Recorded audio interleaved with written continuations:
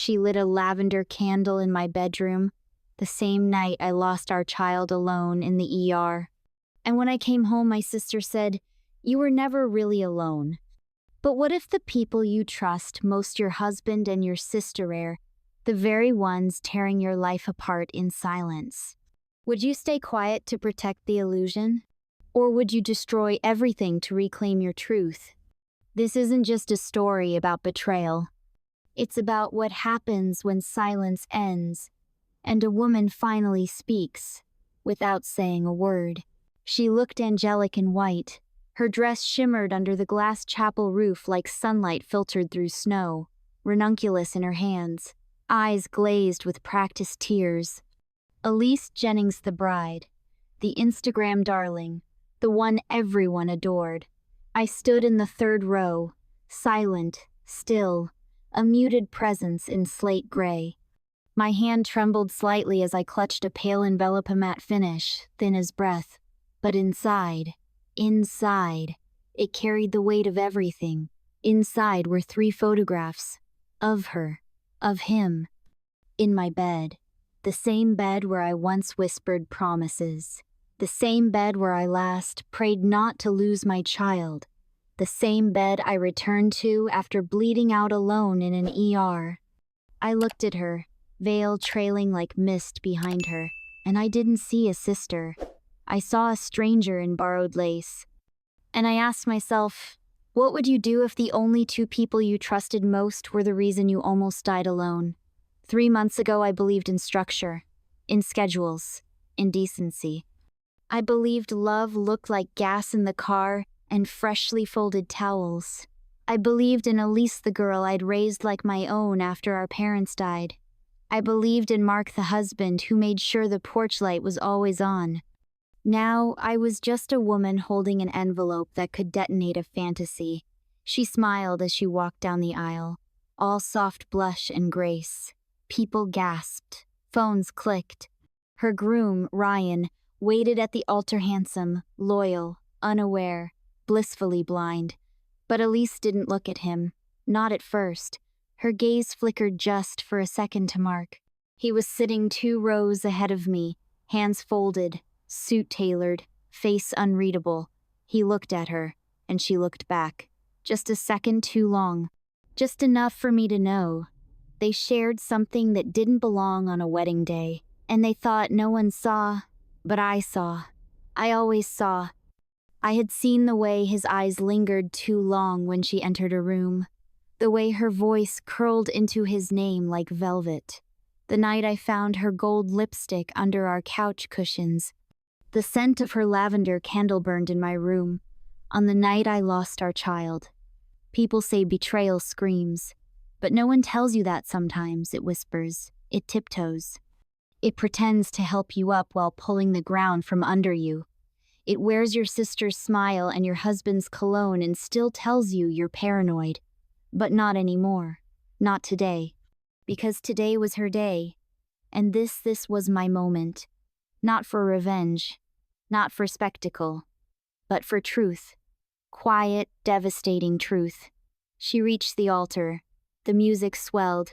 Her hand trembled slightly as she gave it to Ryan. But she smiled. She always smiles. She didn't know that hours earlier I'd slipped her monogrammed bridal clutch under the table backstage and placed the envelope inside. She didn't know that I had copied the images from her own iPad taken in my bedroom. She didn't know that I'd replaced the USB in the projector where her wedding slideshow would play later, between toasts and cake. She thought I'd show up and smile for photos. But I don't take pictures with ghosts. Not anymore. As they began to exchange vows, I shifted my weight forward. Not yet, not during the ceremony. There would be time, a toast, a microphone, a name spoken aloud, and then the silence. I watched Elise say "I do" with a voice so tender it could trick a room, but not me. I had lived the lie. I had held the silence. Now, I was the reckoning in the third row, and the storm was coming. Elise and I weren't always shadows of each other. There was a time when we were just 2 girls sitting on a carpet in a Denver apartment, building castles out of cereal boxes and pretending that cardboard walls could hold back the world. I was 11 when our mom died. Elise was 7. Our dad did his best, but grief doesn't come with parenting manuals. Some nights, I'd crawl into her bed just to make sure she was still breathing. She used to have night terror scream for our mom in her sleep. I'd hold her hand and whisper stories until she calmed down. That's what being the older one meant. You learned to carry fear in silence. You made yourself small so your sister could feel big, bright, unbreakable. By the time Elise was in high school, I was already juggling part-time work and community college. Then Dad had a stroke. It hit like thunder. One minute we were arguing over Chinese takeout, the next minute he was gone. Just gone. She crumbled. I remember holding her at the funeral, her tears soaking into my shoulder while mine refused to fall. That day, something hardened inside me. Not bitterness, just duty. I was 23. She was 19. And she had no one left but me. I withdrew from my master's program, picked up extra shifts at a women's shelter, paid her tuition, her rent. I made packed lunches, cleaned the fridge, reminded her to take her iron pills. I told her, "You'll never be alone as long as I'm breathing," and I meant it. She called me her second mom. Sometimes her best friend. We're the Jennings girls, she used to say, unbreakable. And I believed her. Elise was always radiant. People noticed her in a room before she even spoke. Blonde waves. Big laugh. Even bigger energy. She could make strangers spill secrets in line at the grocery store. She had that glow kind you don't question. And me? I was the one holding the clipboard, making the schedules, making sure the bills got paid. I wasn't flashy. I didn't mind. I liked being the anchor. When I met Mark, he felt like peace. We met at a flu shot clinic. He offered to stay late to help restock the fridge in my office, and ended up organizing the whole thing by expiration date. I remember thinking, this man finds logic in chaos. He wasn't loud. He wasn't flashy. He just showed up and kept showing up. He'd fix my car's oil without being asked. He remembered which side of the bed I liked. When I told him I couldn't have caffeine after 3 p.m., he started switching to decaf lattes before I even reminded him. He was safety. Predictable, gentle, calm. Elise adored him. At least, that's what I thought. She used to tease, "If I ever find someone like Mark, I'm locking him down the second he breathes near me." We'd laugh. I thought it was harmless. Sister talk. Friendly envy. It never occurred to me that maybe she wasn't joking. That maybe she wasn't waiting to find someone like him. Maybe she had already decided. People say families fracture over years, like hairline cracks. But sometimes, they break in one breath. I just didn't hear mine break until it was already too late. It started with a hug that lingered too long. 6 months before Elise's wedding, we threw her a birthday dinner at a rustic lodge just outside Boulder. She walked in late, hair curled perfectly, a cream sweater sliding off one shoulder like it was choreographed. Everyone turned to look at her, of course they did. Mark stood to greet her. She wrapped her arms around him, and instead of the quick sibling-in-law hug I'd expected, her hands pressed against his back like she needed anchoring. She pulled away just a little, just enough to say, "You still smell like cedar and cardamom." My heart skipped. He chuckled nervously. "It's just my shaving cream," but he didn't look at me. I brushed it off. Elise was always touchy, always dramatic. But later that night, as I cleaned up, I found a gold lipstick tube wedged deep in the couch cushions. A sleek, expensive brand I didn't use. Not Elise's usual bold red either. This one was soft, understated honey rose. Delicate. Romantic. I held it up. "Hey, did you lose this?" She blinked. "Too fast." "Oh, yeah. Must have fallen out of my purse." Said it like she'd practiced. I nodded. Said nothing. 2 weeks later, I found a hairpin on our bathroom counter. One of those vintage style ones Elise wore for her engagement shoots. Mark once said they made her look like she'd stepped out of an old film. He said it with too much softness, like he was seeing something I wasn't. Still, I didn't ask, because I didn't want the answer. One night, Elise came over unannounced. Again, she did that often lately. No warning, just the sound of her key twisting in our front door like it belonged to her. She brought tiramisu, laughing like a woman with no secrets. Mark was making pasta, his favorite ritual. When she walked into the kitchen, he smiled without surprise. "You always know when to show up," he said. The words sliced through me.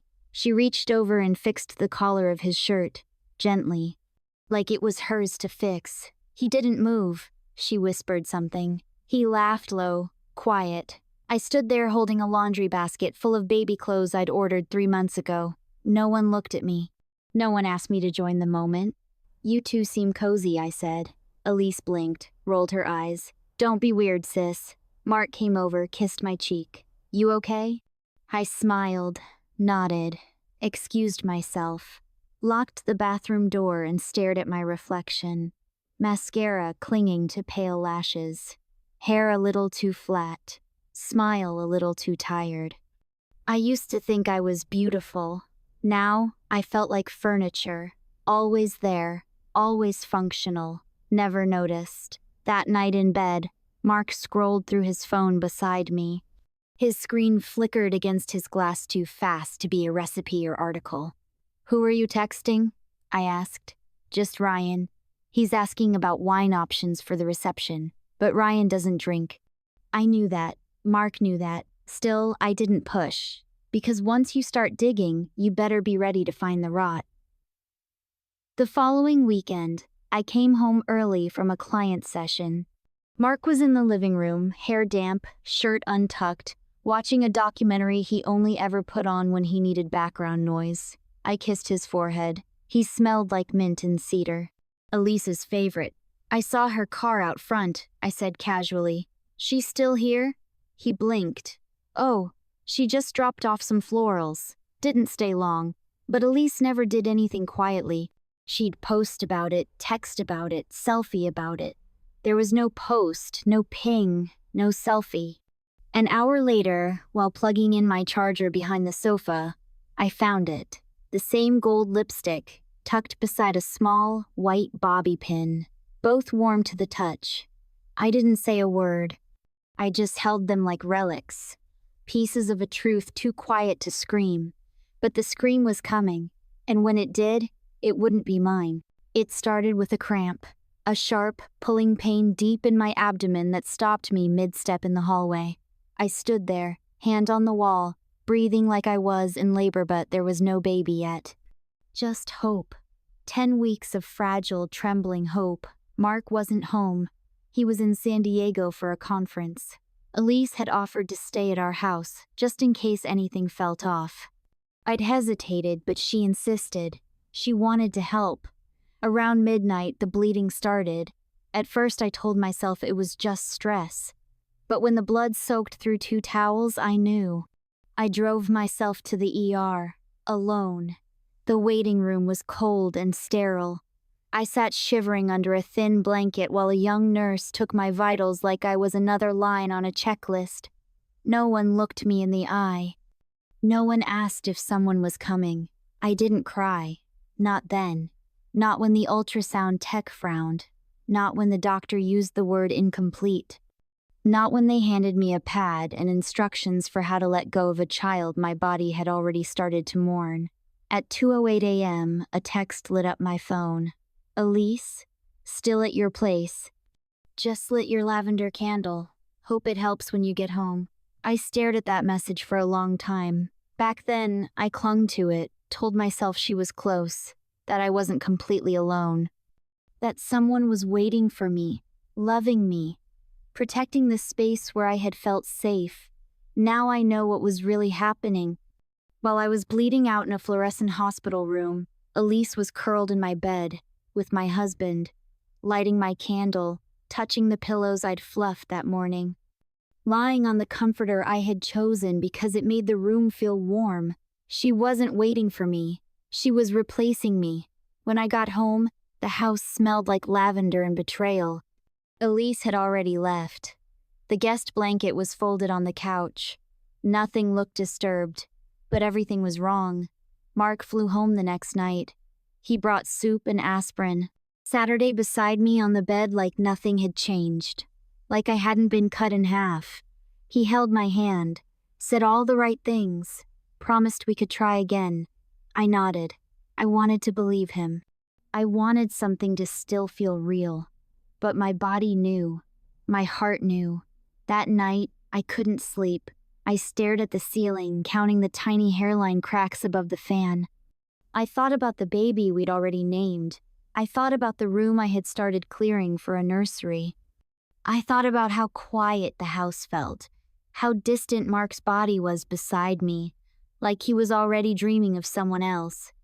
At 3:11 a.m., I slipped out of bed and sat on the cold tile of the kitchen floor, back against the fridge, knees pulled to my chest. And I remembered something strange. The week before, Mark had texted me from his San Diego trip, saying he had food poisoning. "I'm sorry, babe. Just a bug. I'll call when I land." He never called, just texted. I had assumed he was resting. Now I knew he had never left Colorado. A week later, I found the receipts. A gas station in Basalt, a lunch at a mountain inn, no flights, no hotel in San Diego. He wasn't gone. He just wasn't with me, and neither was she. I didn't scream. I didn't throw things. I just sat there in that kitchen, knees to my chest, arms wrapped tight like armor. And for the first time in my life, I felt hollow, not broken, hollow, as if the part of me that once believed in family had quietly walked out the door and never returned. It happened by accident, or maybe not.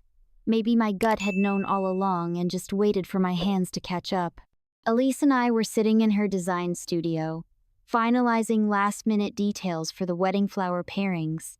Guest seating.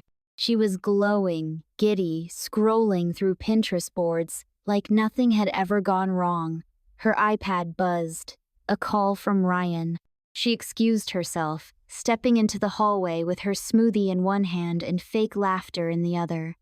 I stayed behind, absent-mindedly organizing swatches. Her iPad remained unlocked, open on the gallery app. I wasn't trying to snoop.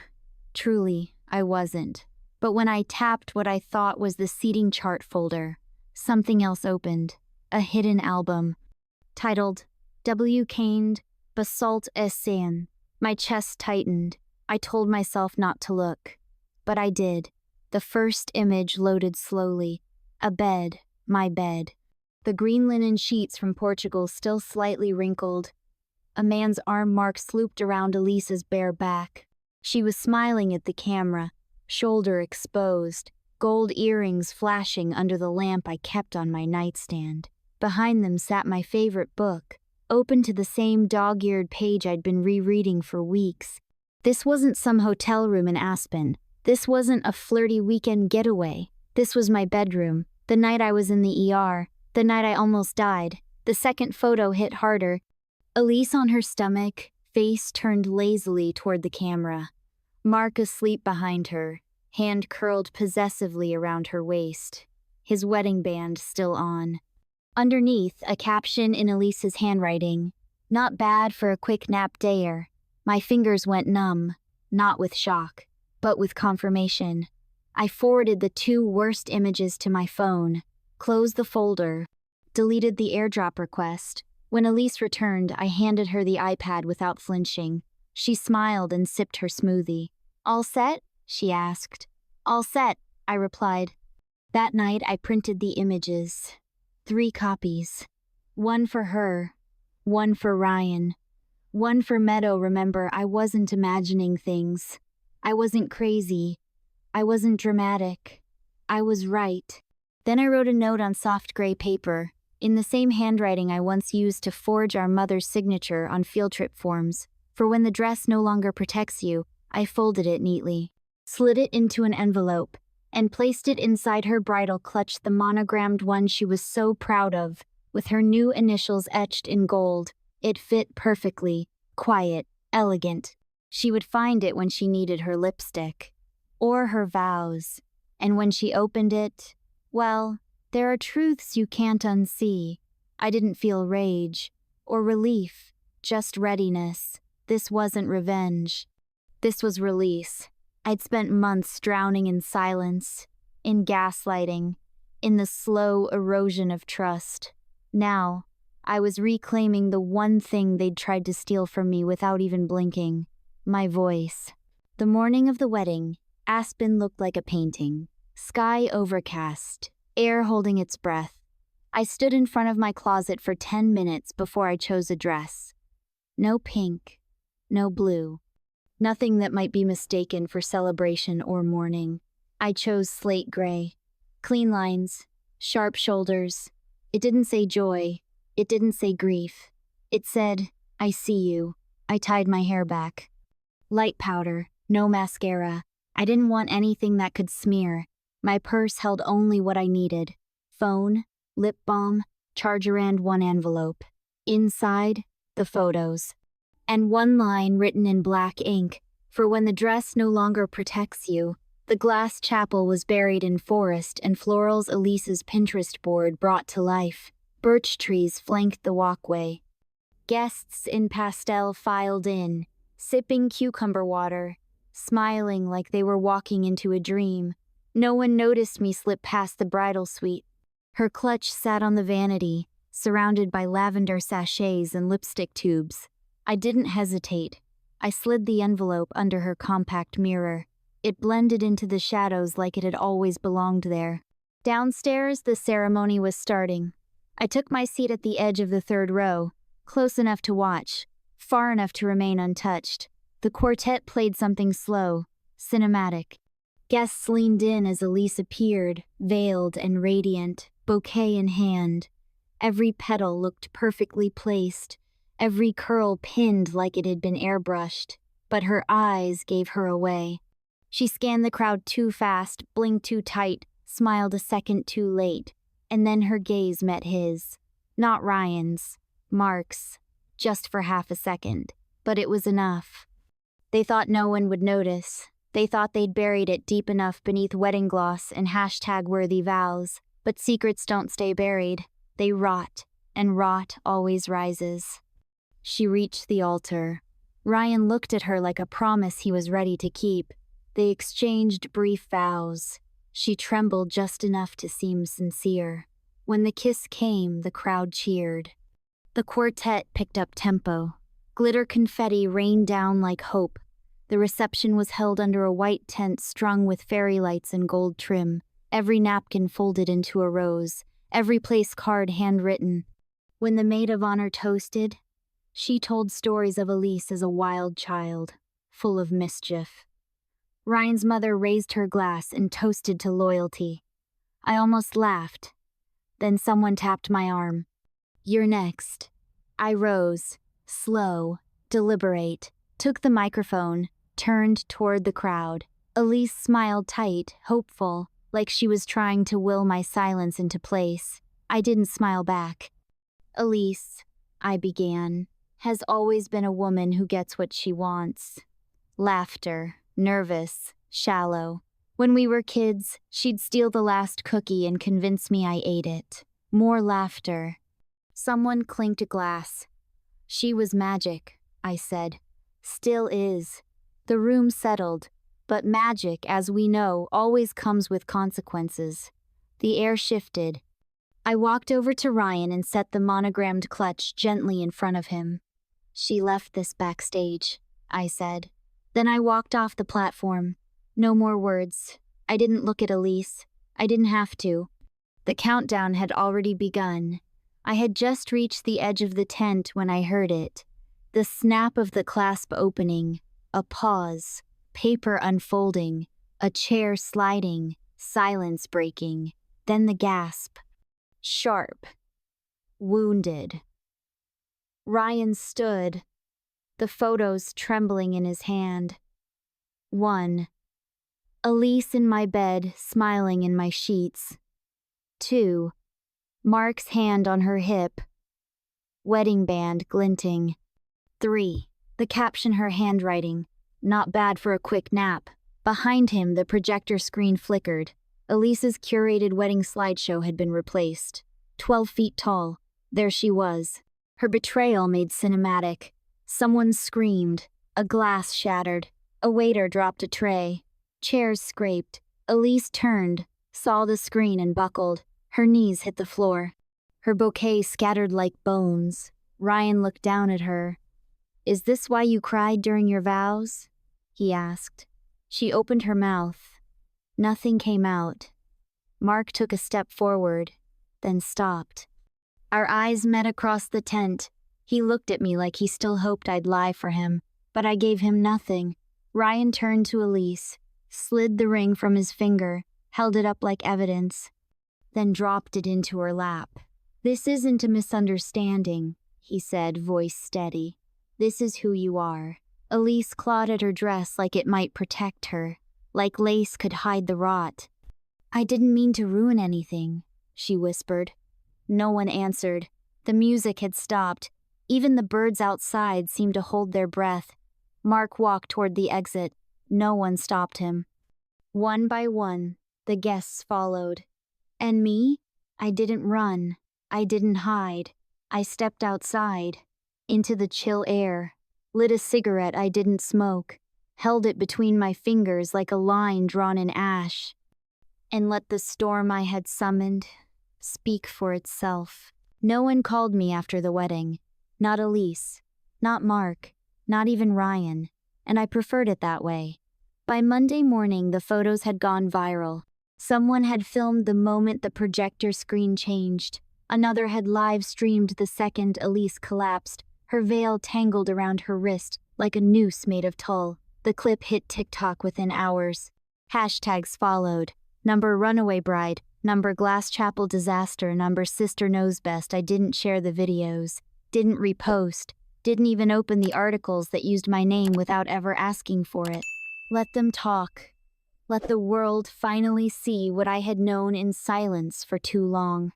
Elise shut down her Instagram. Her brand deals evaporated overnight. A luxury candle sponsor terminated her contract with a single cold sentence. "We reserve the right to end partnerships when values are not aligned." Mark's downfall was quieter, more bureaucratic. Someone sent the photos to the pharmacy board. An investigation was opened. Patients began requesting different providers. By the end of the month, his license was under ethical review. He resigned before they could suspend him. I heard he moved into a studio apartment near the highway. No lawn, no mailbox, no one to pretend for. He texted me once. Just one word. Why? I didn't respond. Some questions don't deserve answers, especially when they're asked too late. I sold the house. A young couple bought it expecting twins.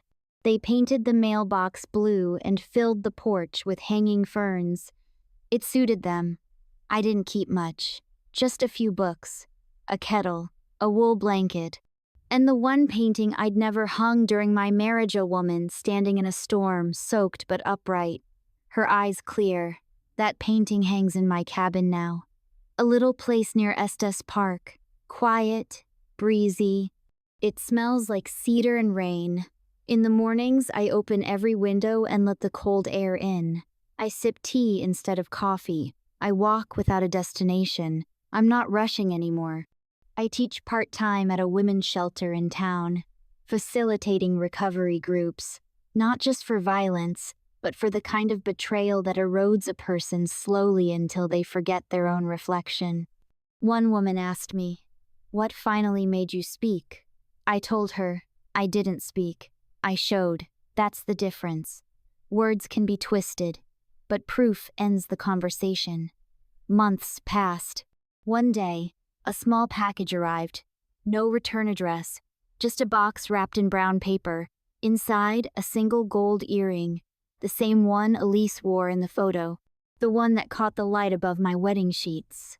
No note, no apology, just the echo of something that had already shattered. I took it to the woods behind my cabin, dug a shallow hole beneath a wide oak tree, buried it, not because I forgive her, but because I no longer need to carry the wreckage forward. That was her burden now. Some nights, I still wake up at 2 a.m., body remembering what the mind has stopped replaying. Sometimes I reach for the other side of the bed, forgetting it's supposed to be empty, but most mornings I rise with peace. Not joy, not triumph, just stillness. And stillness is enough. I write more now, not journals, not poems, letters. To the woman I used to be. To the girl in the ER holding on to lavender lies. To the sister who believed love was loyalty. To the wife who thought compromise meant silence. I tell her, you weren't crazy, you weren't dramatic. You were right, and sometimes being right hurts more than anything, but it also sets you free. I don't know what love looks like next. Maybe it's not romantic at all. Maybe it's a dog curled at your feet, a kitchen where no one lies, a life that asks nothing but honesty. But I know what love isn't now. It isn't quiet betrayal. It isn't bloodlines that bleed you dry. It isn't someone asking why after they already broke you. So if you're holding on to a secret, afraid of becoming the villain for telling the truth, remember this. You're not ruining anything. You're refusing to carry what was never yours.